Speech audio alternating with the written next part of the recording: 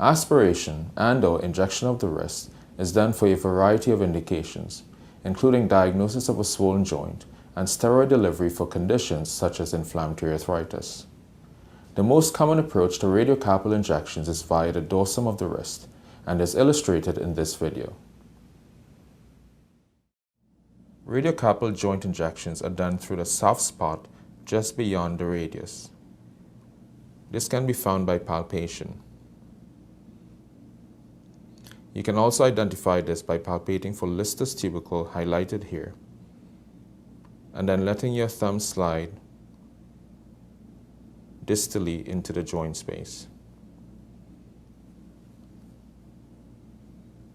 You may have to flex and extend the wrist to fully appreciate the joint space. Using a retractable pen, mark the point of injection. Be careful to avoid the extensor tendons.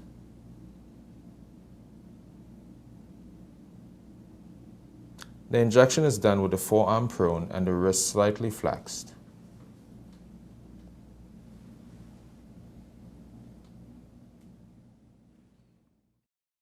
These injections should always be done using sterile precautions.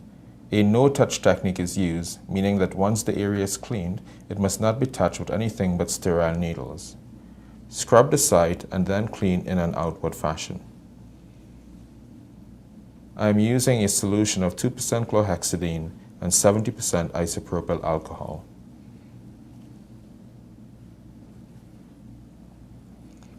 Here I have a 25 gauge 5/8 inch needle and a mixture of 30 milligrams of depomedrol with 2% xylocaine to a volume of 1.5 mL. Advance the needle perpendicular to the radius to a depth of about 2 centimeters. You should feel the needle breaching the joint capsule. Aspirate to ensure that you're not in a blood vessel, and then inject the solution.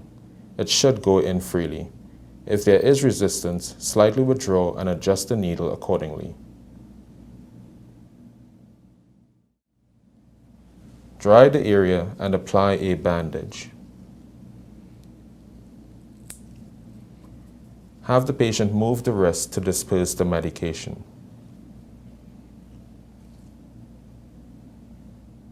Thanks so much for watching. I hope this was useful to you. Please remember to subscribe.